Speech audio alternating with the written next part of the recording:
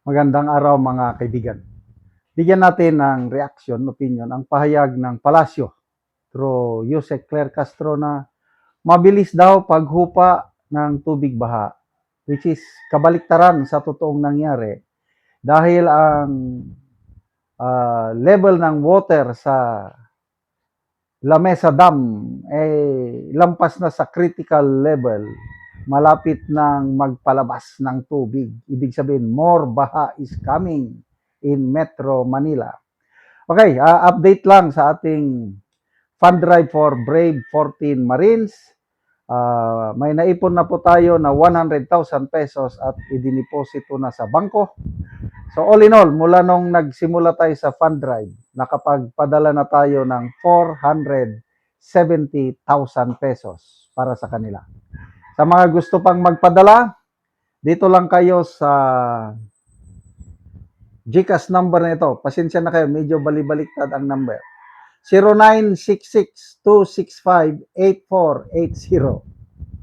0966-265-8480. Evan Henry Sibog ang GCash number. O ito, Presscon ng Palasyo. Pansin ang mabilis na Ibinida, kapansin-pansin ang mabilis na paghupa ng baha. Ay, nako. epekto na rin ito sa kampanya ng pamahalaan kontra baha. Kapansin-pansin ang mabilis na humupa ang tubig baha silang bahagi ng Navotas, Valenzuela, Manila at G. Araneta Avenue at E. Rodriguez na dati ay palaging lubog. Epekto na rin ito sa kampanya ng pamahalaan kontra baha. Kapansin-pansin ang mabilis na humupa ang tubig baha silang bahagi ng Navotas, Valenzuela, Manila at G. Araneta Avenue at E. Rodriguez na dati ay palaging lubog. Epekto na rin ito sa Ang galing nilang I don't know how will I call it, yung salita sila ng salita to make it appear na tama ang ginagawa nila. Kaya lang, in reality, on the ground, iba ang nangyayari. May mga nag-post, tapos kinounter-check ko, totoo. Yung level ng tubig sa Lamesa Dam, sobra na sa critical level. Ang dapat na level lang niya is 7.5 meters. As of 8 a.m. this morning, umabot na ng 7.92 meters. Pagdating ng 8 meters, mapipilitan ang dam magpalabas ng tubig. So, saan babagsak ang tubig? Karamihan, Metro Manila ang mababaha. Yan po ang sitwasyon ngayon sa Metro Manila. Na nakakaya yung pahayag ng Pangulo last year. Kasama niya si Secretary Vince Dizon na dahil sa ginagawa ng pamahalaan, nililinis na daw ang mga baradong, estero at kung ano-ano pa, inaayos ang mga pumping station. Ang promise nila, in 1 year, wala daw baha, kahit umulan daw. Dahil sa magandang ginawa ng gobyerno, wala na daw baha. Yan ang pahayag ng Pangulo last year. Kaya ang mga netizen, sinisingil nila ang Pangulo. Nagbabiral ngayon yan. Mr. President, Auntie Claire Castro, ano ngayon? Nasaan yung pangako na wala ng baha? Ang galing po silang magsalita. Ganyan din itong Secretary Vince Dizon. Yung reblocking project nila sa EDSA na sinasabi niya na aabutin yan ng 5 years. Dahil,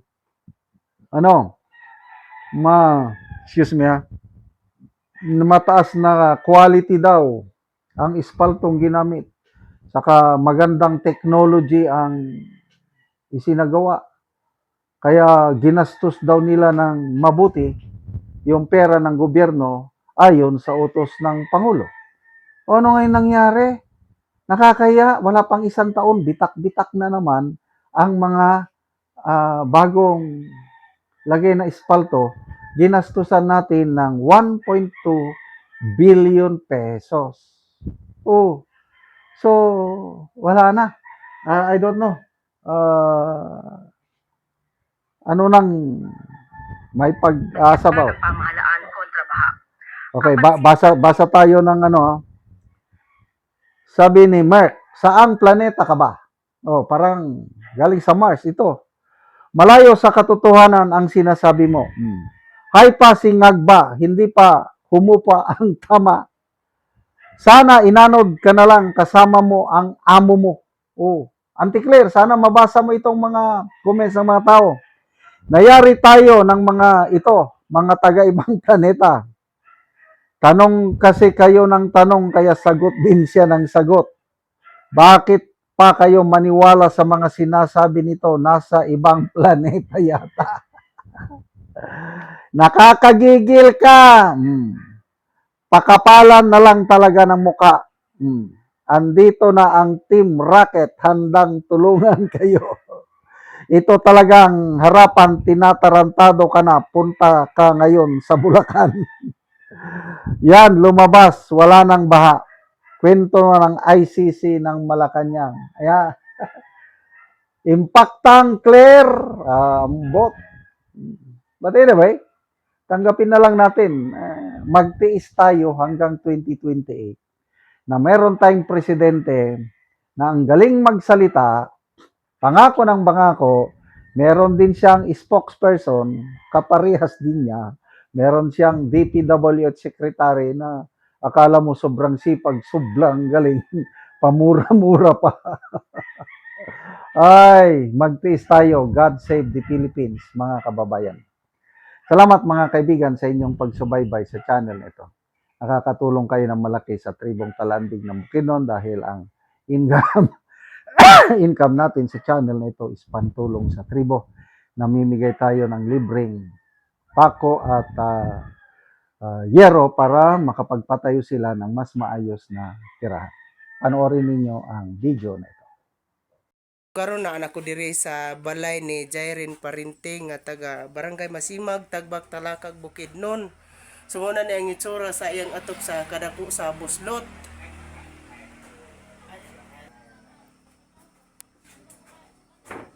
Tungod sa kakaraan na sa hero mo na gid ni ang itsura sa iyang atop dako na og mga buslot.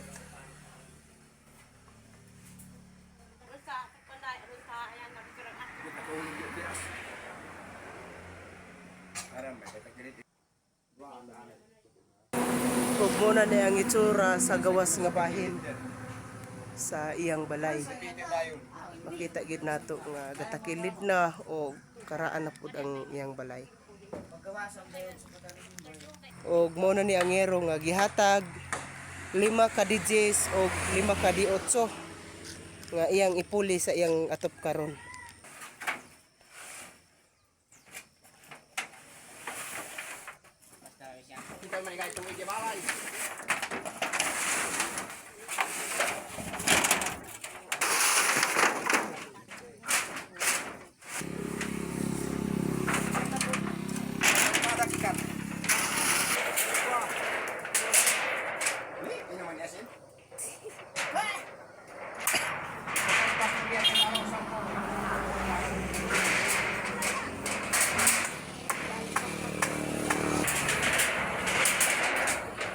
Ay, amul og gali. Kan pun.